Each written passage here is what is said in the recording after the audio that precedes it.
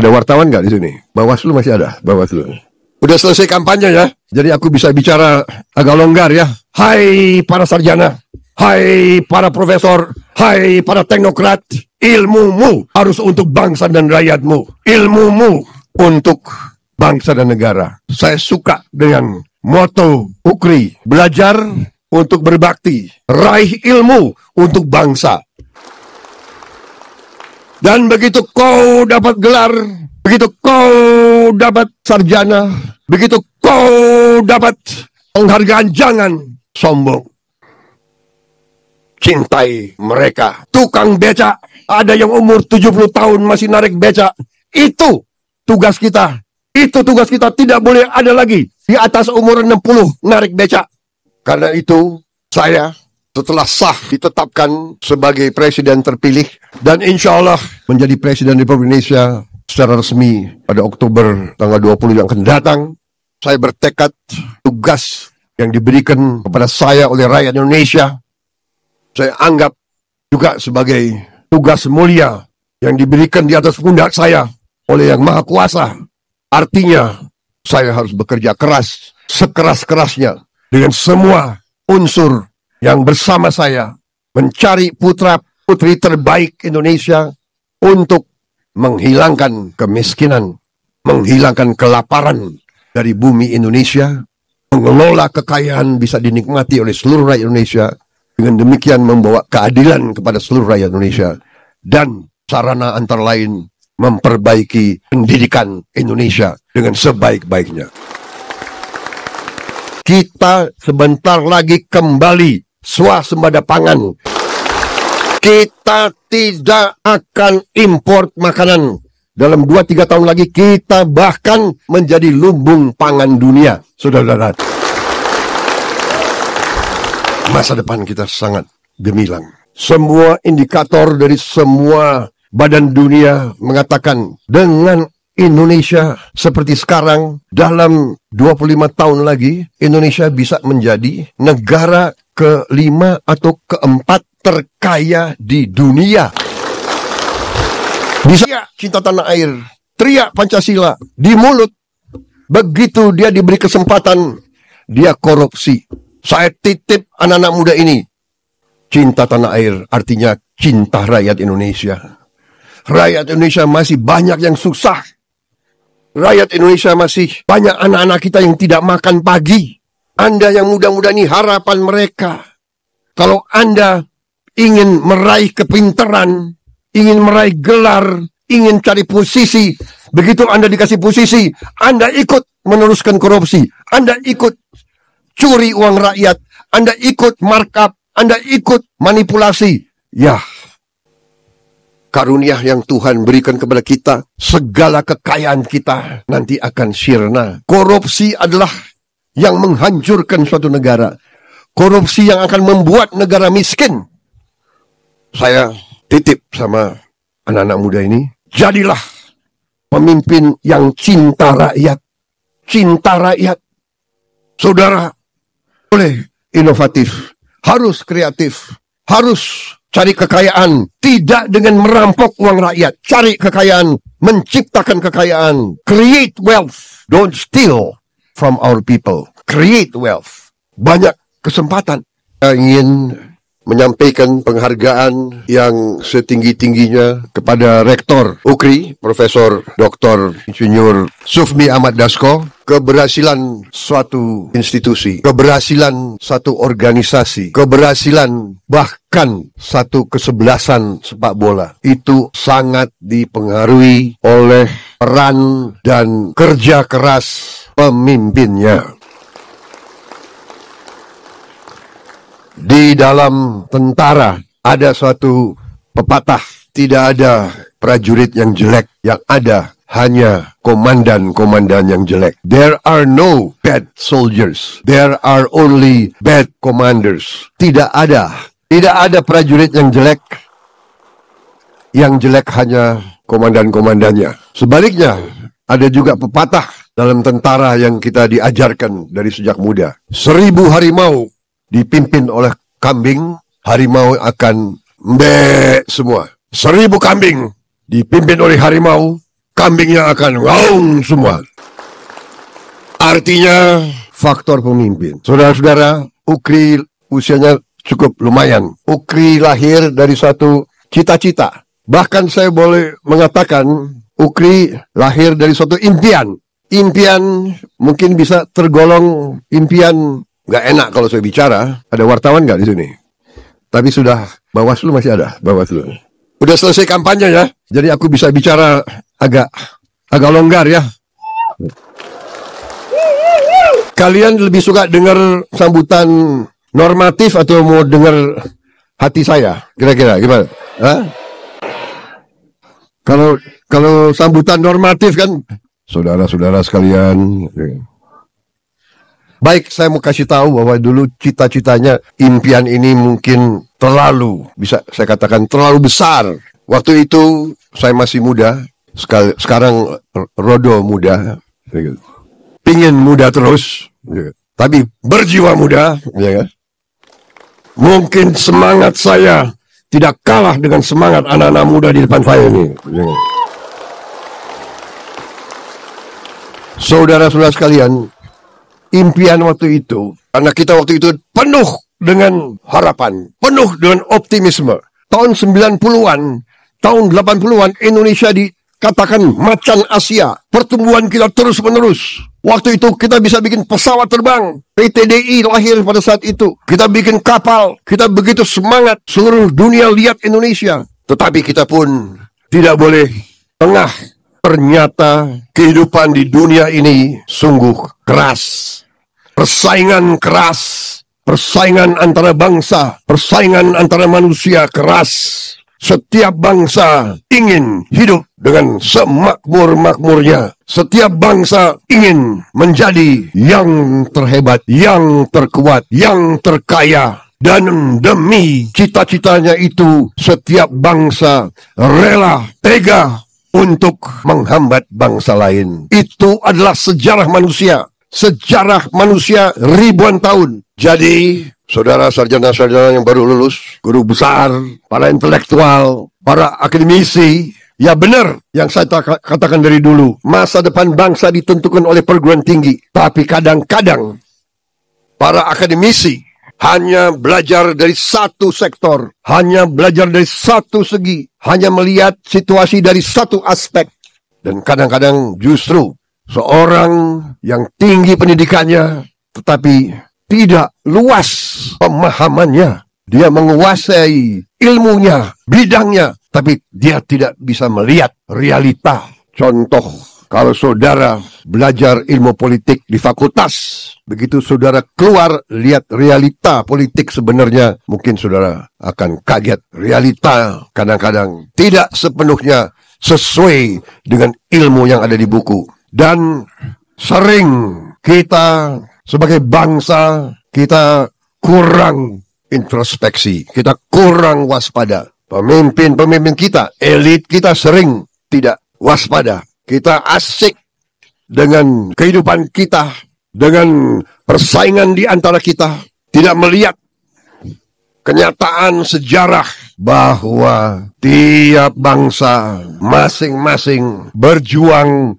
untuk kepentingannya sendiri, dan tiap bangsa ingin unggul bila perlu dengan mengorbankan kepentingan bangsa-bangsa lain. Saudara-saudara sekalian, ini saya bicara dalam konteks bahwa dengan idealisme kita, dengan kerja keras kita, tahun 90-an kita diambang tinggal landas, tapi kita tidak waspada, kita diganggu oleh kekuatan-kekuatan besar, kita cekcok di antara kita. Akhirnya pembangunan yang bisa kita seharusnya tahun 90-an kita tinggal landas, kita jatuh. Sistem-sistem yang sudah bagus banyak dibongkar. Kita disuruh menjiplak sistem bangsa lain. Sekarang kita telah mulai bangkit kembali. Setelah 25 tahun pelan-pelan kita bangkit. Dan ini juga karena faktor kepemimpinan. Saya kira saudara-saudara sudah dengar pendapat-pendapat saya tentang situasi, kondisi di tingkat nasional. Tapi saya sekarang ingin bicara di tingkat UKRI. Karena itu saya katakan, prestasi yang saya lihat dalam 2 tahun ini, dalam 3 tahun ini adalah akibat kepemimpinan, leadership, pengorbanan, bakti diantaranya oleh Rektor UKRI, Profesor Dr. Insinyur Ahmad Sufmi Dasko.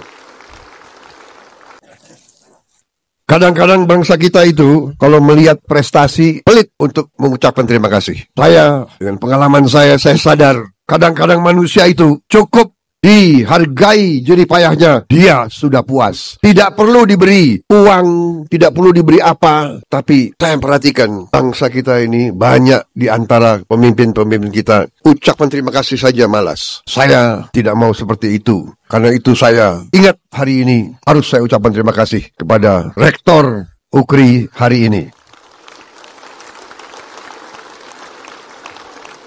Terima kasih Profesor Dr. Insinyur Sufmi Ahmad Dasko. Masalahnya saya kenal Pak Dasko ini sebelum dia doktor, sebelum dia profesor, waktu dia masih pesilat. Beliau dulu salah satu pesilat di perguruan yang saya pimpin juga. Ada pesilat yang tumbuh dengan hebat, ada pesilat yang tumbuh tapi kurang hebat. Ini termasuk pesilat yang tumbuh hebat. Saya juga terima kasih dengan seluruh pengurus yayasan, seluruh guru besar ya, yang juga telah berjuang memberi sumbangan yang besar terhadap UKRI. Masa depan kita, masa depan bangsa akan tergantung dalam kemampuan menguasai teknologi. Teknologi bukan hanya barang, bukan hanya beli teknologi, harus bisa menguasai, menciptakan, dan menjalankan teknologi itu. Untuk itu kita butuh awaknya. Karena itu kita butuh anak-anak muda yang nanti akan menguasai teknologi. Yang paling penting tadi itu adalah MIPA. MIPA menjadi dasar dari semua. Dari semua masa depan kita akan tergantung kepada MIPA. Matematik, fisika, kimia, biologi. Menghadapi virus pandemi, kita butuh ahli-ahli biologi. Menghadapi nanti krisis pangan dunia, kita butuh ahli-ahli biologi untuk menghasilkan obat yang bisa terjangkau oleh seluruh rakyat Indonesia. Kita butuh ahli-ahli kimia, ahli-ahli farmasi. Kita harus bikin obat di Indonesia, bukan import obat lagi. Kita tidak bisa tergantung kepada bangsa lain. Bertahun-tahun Prabowo Subianto selalu bicara, mungkin sudah 20 tahun lebih, 25 tahun lebih. Saya selalu bicara swasembada pangan, swasembada pangan, swasembada pangan. Saya bicara food estate, bukan saya bicara food estate. Ibnu Sutomo sudah bicara food estate tahun 60-an. Ada orang-orang Indonesia, ada tokoh-tokoh Indonesia, ada intelektual Indonesia yang mengejek saya, mengejek konsep food estate. Ada yang mau import saja makanan pangan dari luar. Saya katakan, kalau terjadi krisis di dunia, kalau negara-negara lain tidak mau jual pangannya ke kita, masa 280 juta rakyat Indonesia harus tergantung kepada bangsa lain. Padahal yang Maha Kuasa memberi lahan yang cukup, memberi tanah yang subur, memberi air yang cukup. Saudara-saudara sekalian, ternyata apa yang saya sampaikan berkali-kali, bertahun-tahun, sekarang terbukti. Tetapi saudara-saudara sekalian, sarjana-sarjana muda yang akan menghadapi masa depan, saya katakan masa depan kalian cerah, masa depan kalian gemilang. Kita negara yang diberi karunia luar biasa oleh Yang Maha Kuasa. Kita sebentar lagi kembali swasembada pangan. Kita tidak akan import makanan. Dalam 2-3 tahun lagi kita bahkan akan menjadi supplier. Kita akan menjadi lumbung pangan dunia. Saudara-saudara, 3 tahun lagi. Masa depan saudara cerah. Saya sebetulnya kalau lihat situasi ini, saya senang dengan lagu Ku Ingin Hidup 1000 tahun lagi. Yeah. Saudara-saudara sekalian, masa depan kita sangat gemilang. Semua indikator dari semua badan dunia mengatakan dengan Indonesia seperti sekarang, dalam 25 tahun lagi, Indonesia bisa menjadi negara ke-5 atau ke-4 terkaya di dunia. Bisa kita bayangkan atau tidak? Bisa. Nggak yakin saya. Kita ini, ya, maaf, kita koreksi diri kita ya, bangsa kita. Kadang-kadang apakah karena dijajah terlalu lama dulu, kita terlalu kagum sama yang berbau luar negeri. Terlalu kagum. Kita punya ayam goreng enak, maunya ke Kentucky Fried Chicken. Tapi harus diakui, Kentucky Fried Chicken enak gitu loh. Tapi ya jangan selalu Kentucky Fried Chicken. Ya kan, saudara-saudara sekalian, koreksi. Kita kadang-kadang kurang percaya diri. Termasuk para sarjana, termasuk para guru besar kita. Kadang-kadang apa yang dikatakan oleh negara-negara tertentu, kita iya aja terus. Padahal saya katakan, pelajaran sejarah mengajarkan tiap bangsa hanya akan mengutamakan kepentingannya sendiri. Dan kadang-kadang mereka tega menghancurkan negara lain. Ini kita lihat hari ini di hadapan mata kita sendiri.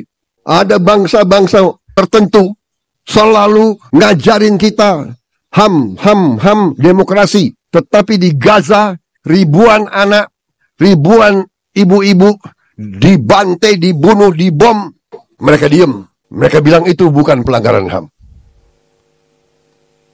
Dalam kesempatan ini saya katakan, ya tadi, cita-citanya besar, tapi kadang-kadang pengorbanan besar, halangan besar, hambatan besar.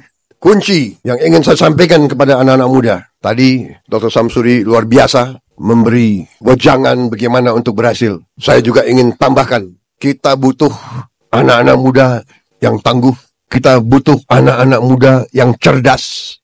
Kita butuh anak-anak muda yang pintar. Kita butuh anak-anak muda sebagai calon-calon pemimpin. Dalam waktu dekat, saudara bisa saja nanti menjadi pemimpin. Mulainya pemimpin di tingkat pedesaan. Habis itu meningkat terus. Rakyat kita butuh pemimpin-pemimpin yang pintar, cerdas, tangguh. Tetapi saya titip salah satu kelemahan tidak bangsa kita, tapi kelemahan bangsa-bangsa di dunia, terutama bangsa-bangsa dari bawah dijajah, meningkat, ingin maju. Kelemahan kita adalah satu di antara pemimpin-pemimpinnya adalah masalah cinta tanah air. Cinta tanah air bagi sebagian besar saya kira dari rakyat kita adalah cinta tanah air di mulut.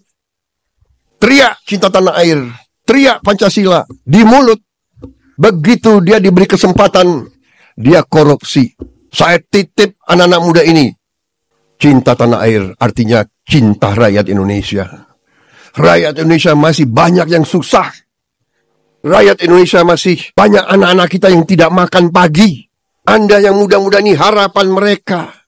Kalau Anda ingin meraih kepintaran, ingin meraih gelar, ingin cari posisi, begitu Anda dikasih posisi, Anda ikut meneruskan korupsi, Anda ikut curi uang rakyat, Anda ikut markup, Anda ikut manipulasi. Ya, karunia yang Tuhan berikan kepada kita, segala kekayaan kita nanti akan sirna. Korupsi adalah yang menghancurkan suatu negara.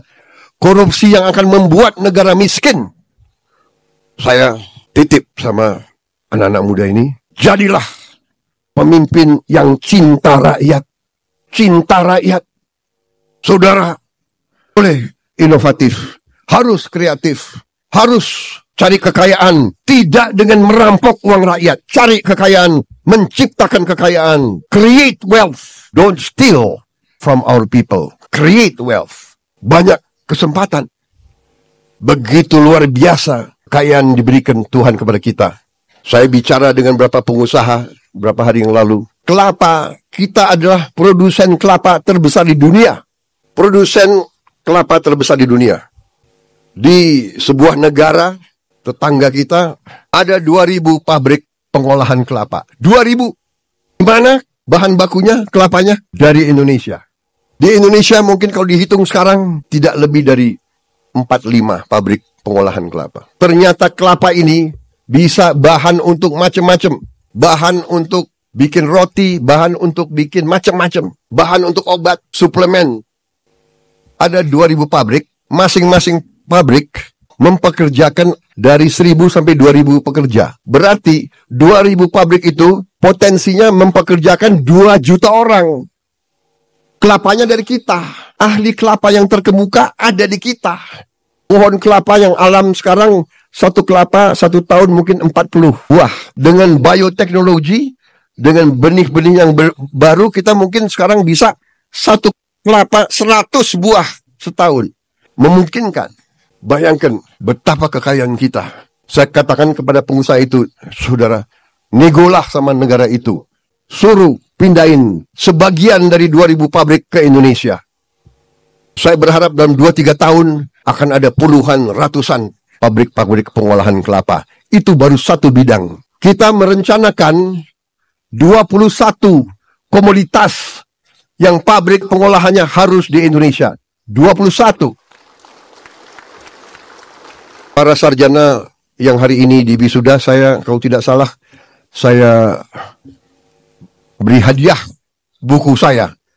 Sudah terima, saudara. Harus dibaca itu ya. Jangan dipajang aja. Rumput laut sekarang bisa mengganti pupuk kita. Nanti rumput laut juga bisa menjadi solar. Kita juga sekarang sudah punya teknologi untuk solar kita dari kelapa sawit. Sekarang kita sudah menghasilkan B35, tapi sudah uji coba B100. Kita sudah bisa bikin B100. Artinya solar biodiesel dari kelapa sawit 100%. Kita tidak akan impor lagi solar dari luar negeri. Karena kita punya produksi kelapa sawit sekarang 48 juta ton. Mungkin 2 tahun lagi akan menjadi 70 juta ton. Saudara-saudara sekalian, apa artinya? Artinya nanti BBM kita akan ramah lingkungan. Tidak ada polusi. Dan terbarukan. Bukan kita ambil minyak dari tanah habis. Gas dari tanah habis. Tidak. Selama ada matahari dan selama ada hujan, pengairan, tiap tahun kita bisa panen solar. Banyak negara iri sama Indonesia. Kita nanti green energy dan kita akan swasembada energi, saudara-saudara sekalian. Bensin dari mana? Dari etanol. Etanol dari mana? Dari tebu, dari singkong. Saudara-saudara sekalian. Saudara-saudara sekalian, intinya adalah yang saya sampaikan, masa depan gemilang, tapi kita butuh pemimpin-pemimpin yang tadi. Pintar, cerdas, berani, tegar, ya kan? Dan cinta tanah air, cinta rakyat. Dan karena cinta tanah air, karena cinta rakyat, tidak ingin melanjutkan praktek-praktek korupsi. Kuncinya itu, saudara sekalian.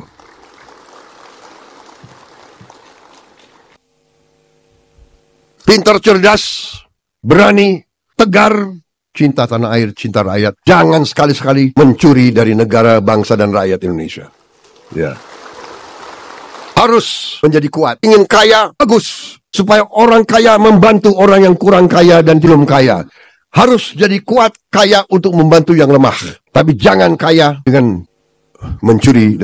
Saudara boleh bangga jadi sarjana, tapi saya dalam hati saya sebenarnya, saya sangat hormat sama pedagang kaki lima, sama tukang ojol, sama tukang bakso, sama petani, sama buruh tani, sama pekerja harian, sama buruh di pelabuhan, sama nelayan yang nyawanya dipertaruhkan untuk cari makan untuk istri dan anaknya. Si pedagang kaki lima tiap hari keluar, dia dorong itu, keringat fisik mencari makan untuk anak dan istrinya. Itu yang kita hormati. Mereka mulia, mereka jujur, mereka halal.